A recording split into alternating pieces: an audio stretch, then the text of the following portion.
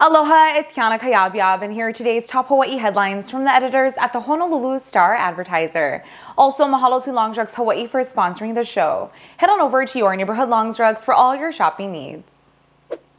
The Hawaii Supreme Court has cleared the way for a $4 billion Maui wildfire litigation settlement, unanimously resolving legal questions that had stalled the agreement. The ruling supports the decision by Circuit Judge Peter Cahill that insurers cannot pursue separate litigation to recover claims paid to victims of the August 8, 2023 fires that devastated Lahaina and surrounding areas, killing 102 people.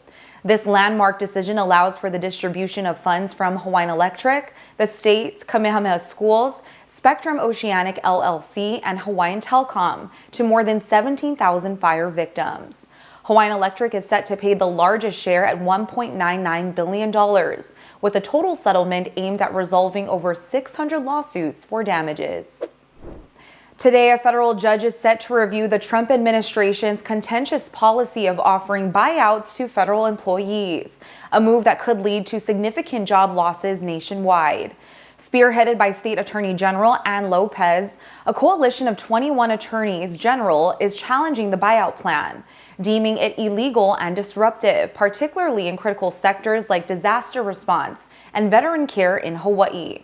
The lawsuit emphasizes the policy's potential to undermine essential services, with local officials urging a block to prevent widespread impact on federal operations and community safety. In a landmark decision, the Hawaii Intermediate Court of Appeals has sided with public interest by ruling against the Board of Land and Natural Resources for allowing the Kahala Hotel and Resort exclusive access to a public beach. This ruling underscores the court's commitment to ensuring public lands remain accessible, emphasizing that commercial interests should not supersede public usage rights. The precedent-setting case could influence future policies to prioritize public access and environmental conservation over private commercial gains on state beaches. The Oahu-based Defense Prisoner of War Missing in Action Accounting Agency is making significant strides in identifying the remains of those lost in the 1944 West Loch disaster, a tragic event that killed at least 163 service members in Pearl Harbor. The recent excavation in October revealed remains that had not been treated with chemicals, thus preserving DNA viable for testing. This initiative, which began after a successful DNA test in 2016, has reached out to families for DNA comparisons, aiming to match the remains with the victims' identities. Despite challenges such as commingling of remains and severe damage, the DPAA's efforts mark a poignant step towards providing long-awaited closure to families affected by this overlooked tragedy. The Honolulu Rate Commission is seeking public input on proposed fare increases for its transportation system, including Skyline, the bus, and the handy van, citing the need to cover rising operating and maintenance costs.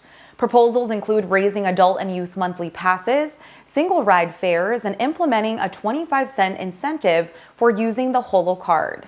Public meetings are scheduled across the city with options for in-person and Zoom attendance to gather community feedback and ensure the system remains reliable and responsive to the needs of Oahu's transit riders. Residents can also submit written testimony via email, fax, or mail.